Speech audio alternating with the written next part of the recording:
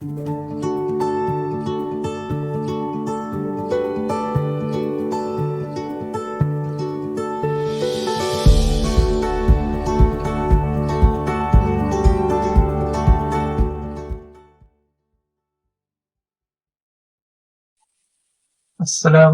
warahmatullahi wabarakatuh. Bismillahirrahmanirrahim. Welcome again. We continue with our sharing of the reading of the book Thinkers of the East. And now we're going to read the first chapter of the book. And this will be read by my avatar, JB. A death is indicated. There was once a dervish who had 60 disciples. He had taught them as well as he could. And the time had come to undergo a new experience. He called the disciples together and said, "We must now go on a long journey. Something I'm not sure what will happen on the way. Those of you who have absorbed enough to enter this stage will be able to accompany me. But first you must all memorize this phrase. I must die instead of the dervish. Be prepared to shout this out at any time whenever I raise both my arms." Some of the disciples started muttering among themselves. Now highly suspicious of the dervish's motives, no less than 59 of the 60 deserted him, saying, "He knows that he will be in danger at some time. And he's preparing to sacrifice us instead of himself." They said to him, "You may even be planning some crime, perhaps even a murder.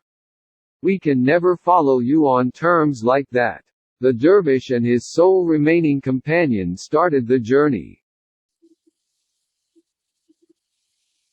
Okay, this is just a reminder that this is a vlog which is free for you to listen to. You can agree or disagree.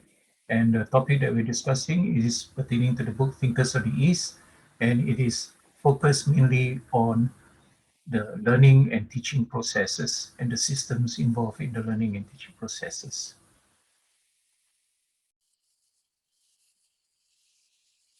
Assalamualaikum warahmatullahi wabarakatuh.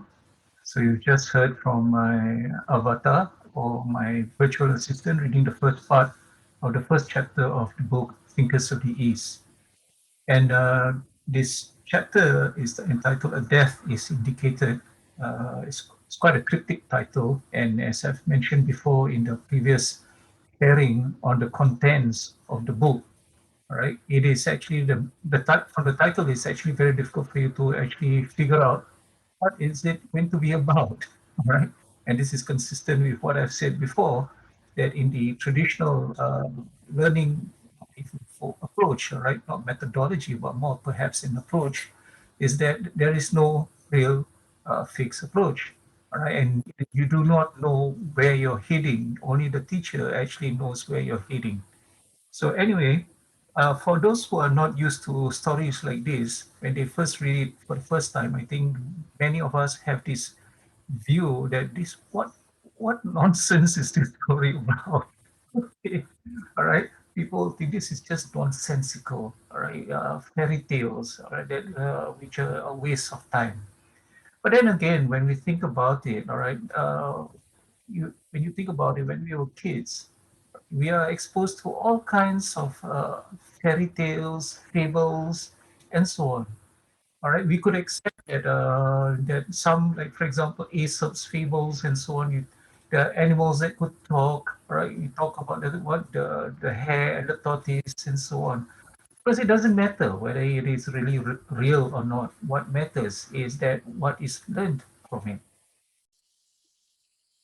And even today, actually, we are always watching all kinds of uh, fantastic or even nonsensical tales, if you like, far out, absurd even, and we still find them very entertaining. And also, sometimes in fact, very often, we find that there's something to be useful to be learned from such stories. Just look at all what we watch on TV today. Just look at what we watch on YouTube. Just look at what we watch on the big screen in the cinemas. Okay, we talk about superheroes and all that, monsters, what The Walking Dead, and so on. Okay, they are far out tales, far-fetched, but we still find that they can be useful because they can still teach us some lessons. Okay, so the same way, I think in the same light, I think we should treat tales in that is found in this book, Thinkers of the East.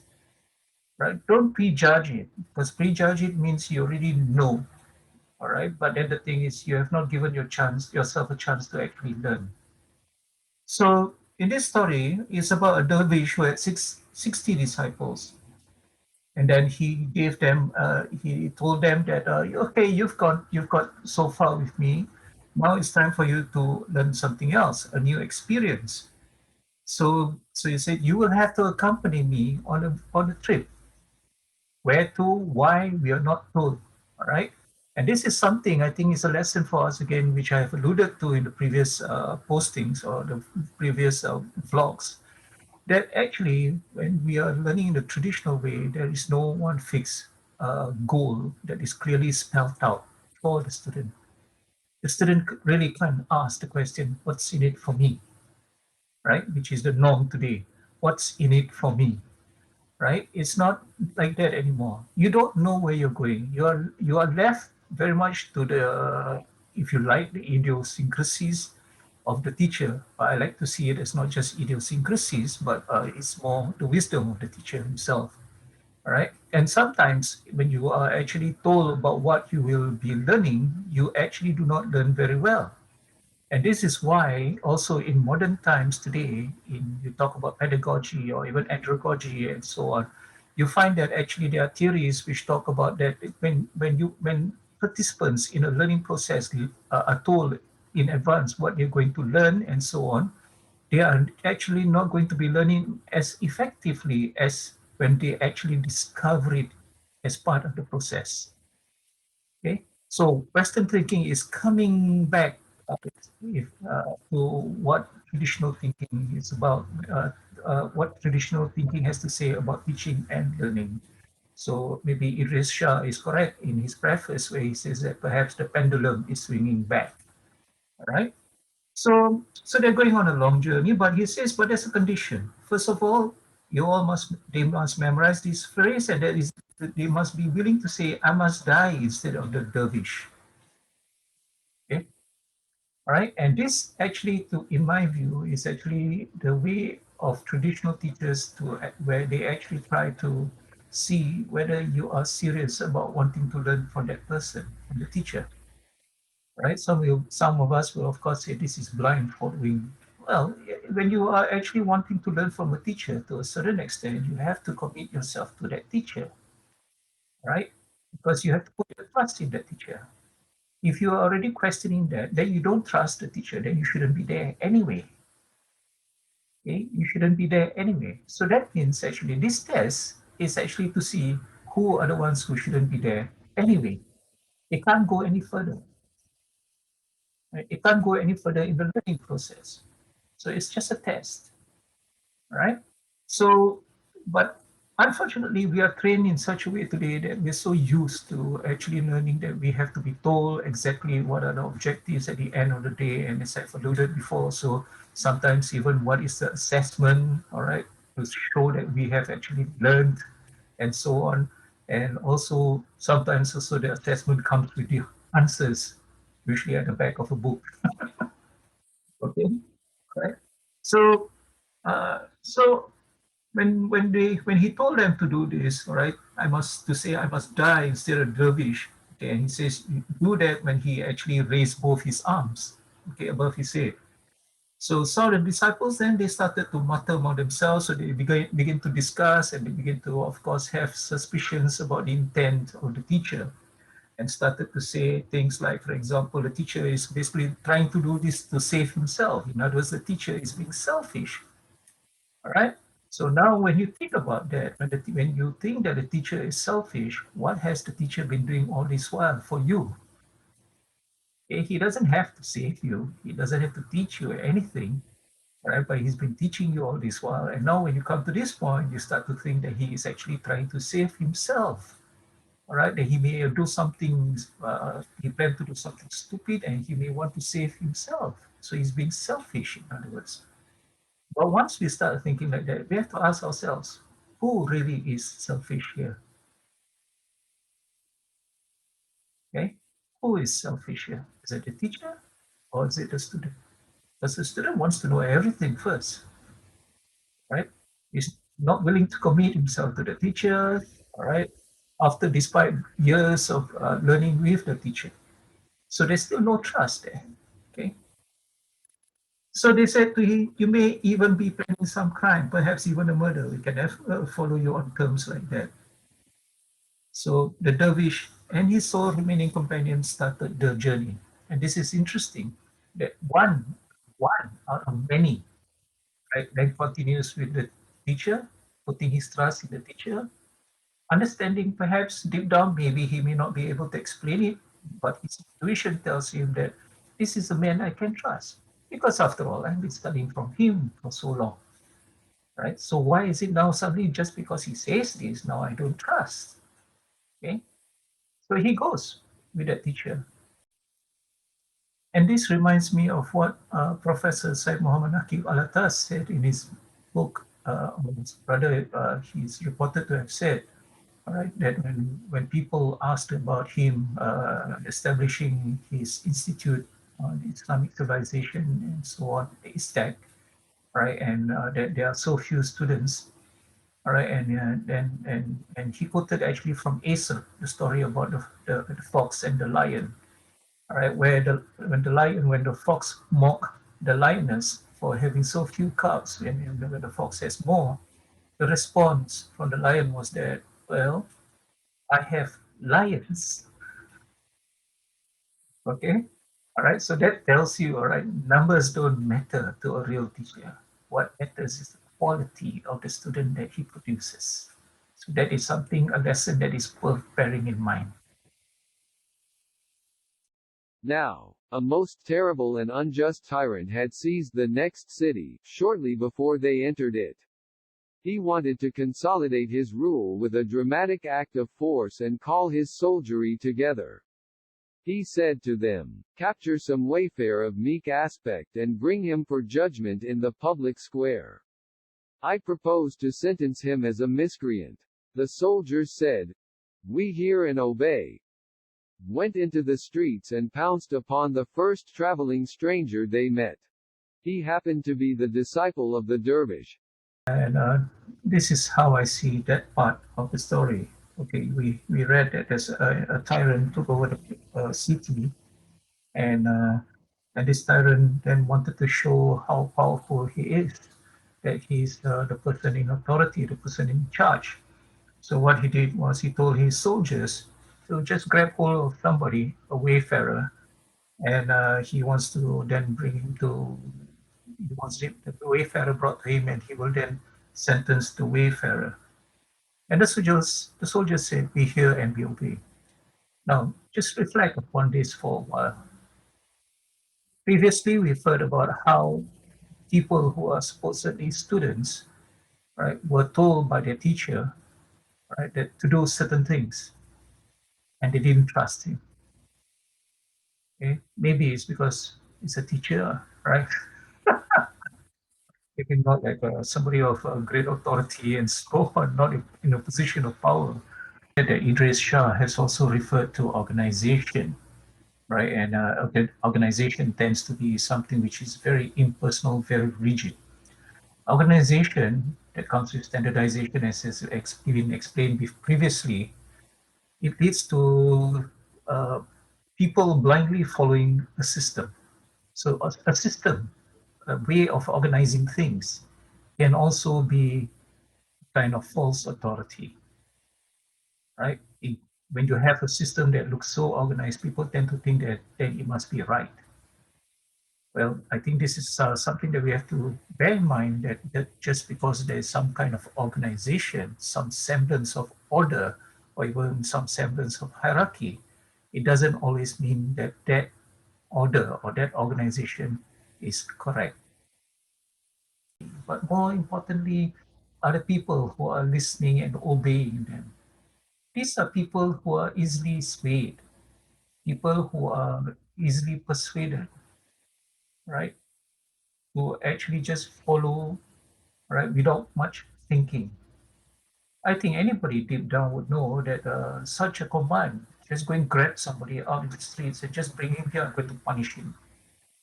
Anybody with some semblance of a brain would know that that is something that is very unethical, to say the least. Okay? Of course, not many of us are like that, right? Okay. So, but the point is here is that there are people who will actually do such things. All right, they don't think about it. Right, and this has led to a lot of tyrants being able to, be around in history. I mean, if you look back at the Nuremberg war trials at the end of World War II, very often what's said by the concentration camp guards and the top men of the Nazi regime and so on, basically they would be just saying that we were just following orders. Okay, we were just following orders. Right? They were powerful people, even some of them very high up, some very low, in working in the concentration camp as maybe prison guards and camp concentration camp wardens and so on. But the point is, all right, they just follow. So what they were following was simply the system that has been in place for them, and this is the Nazi system, and they just follow. And systems, organization, standardization implies that you just follow the rules, follow the procedures. You don't have to think about it. Even if you think there's something wrong about it, stop thinking.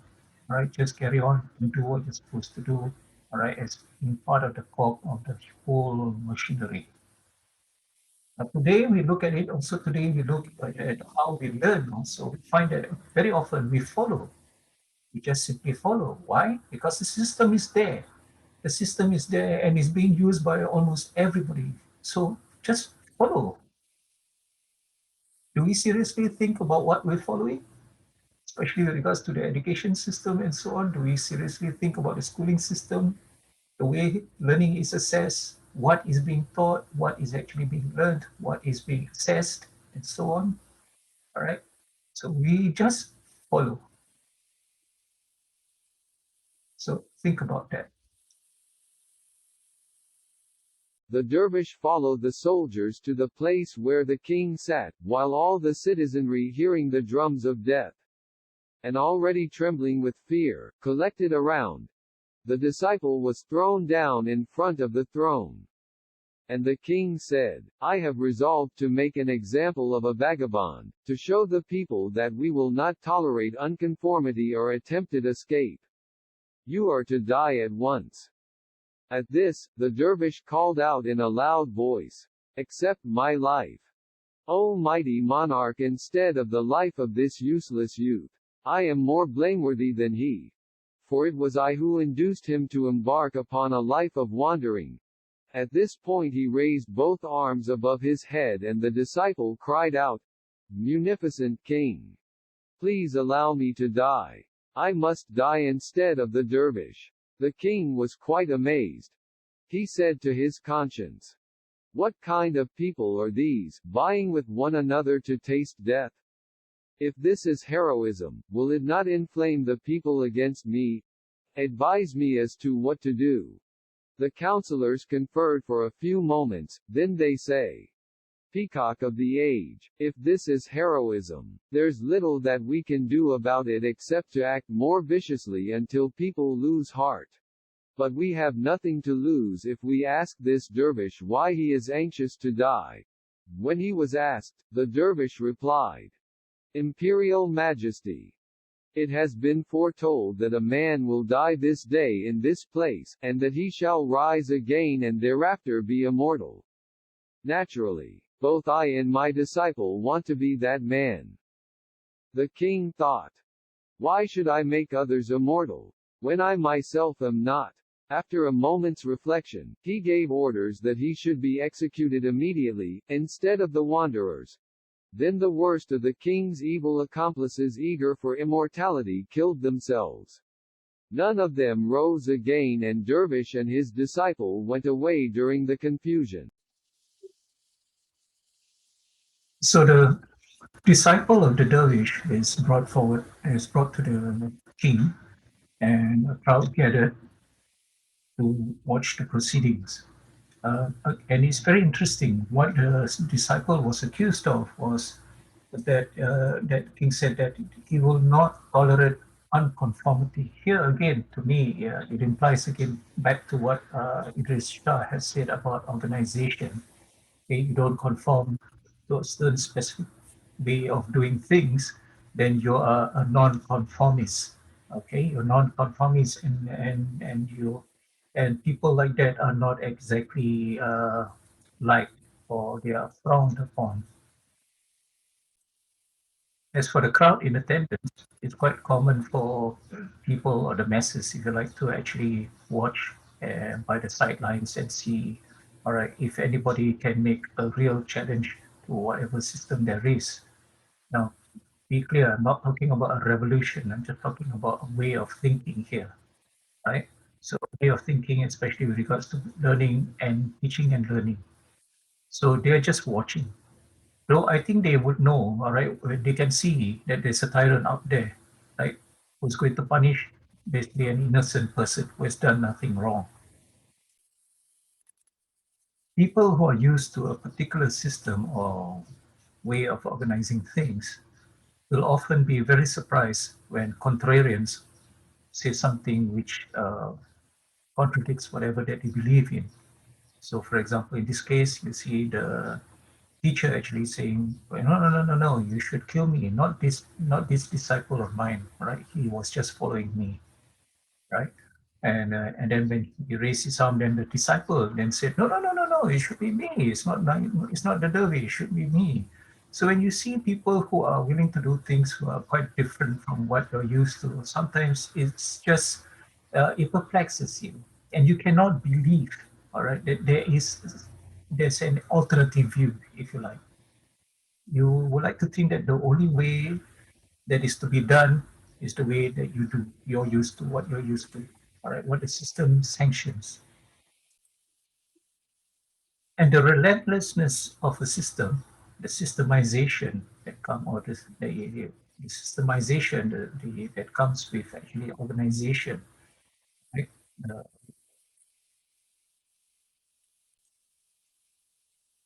when there is organization, there is standardization, as has been mentioned previously in previous vlogs. So when you have standardization, and the goal of standardization is to stop you from actually thinking too much. Everything should be thought about way in advance. Any problems should be thought about way in advance. All solutions should be thought about way in advance. So you don't have to think at the moment the problem occurs. So when you have that, standardization and organization together becomes quite remorseless, all right? In the sense that it's almost it is something which makes it almost something that a process which is based on determinism. So people are unlikely to want to change. But then again, the change occurred when the king started to stop using the system that he is trying to impose, and starts to use intuition. And but in this case, he starts to use intuition, the human aspect of him, which is actually the bad aspect of intuition, and that is his greed. All right, so his greed, uh, his lust for perpetual power, all right, led him to actually agreeing with his counselors, all right, that they should actually kill themselves, as foretold according to the dervish, that somebody who dies there at that time, at that moment, will be resurrected and will live forever.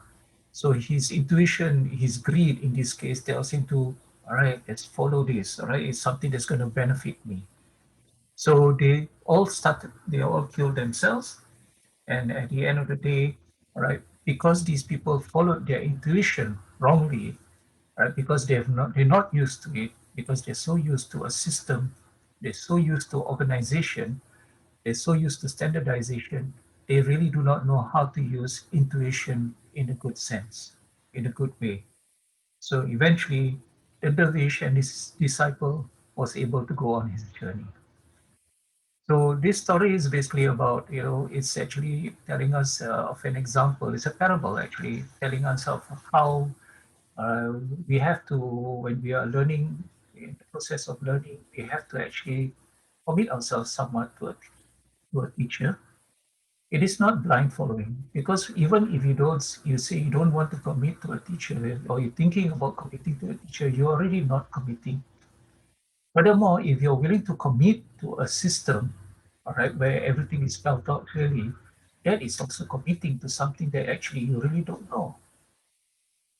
It is written down, yes, objectives and so on, but you really don't know what you are committing yourself to. You think you want those things, but whether those things are the things that you really need, all right, whether it's going to bring out the best aspects of you being a human being, then that's another thing. Because what you're committing to actually, when you're just following a system where everything is spelled out so clearly, where the processes leads logically, supposedly from A to B to C to D and so on. All right, the assessment is spelled out also, so you know what you'll be tested on.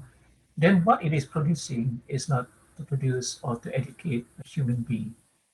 What it does is to make you into a robot. So with that, I end my view, my reflections on this first chapter of this book by Idris Shah, Thinkers of the East. I hope you enjoyed it, and most of all, I hope you have learned something from it. So do subscribe if you like this. Okay, look forward to meet you again soon.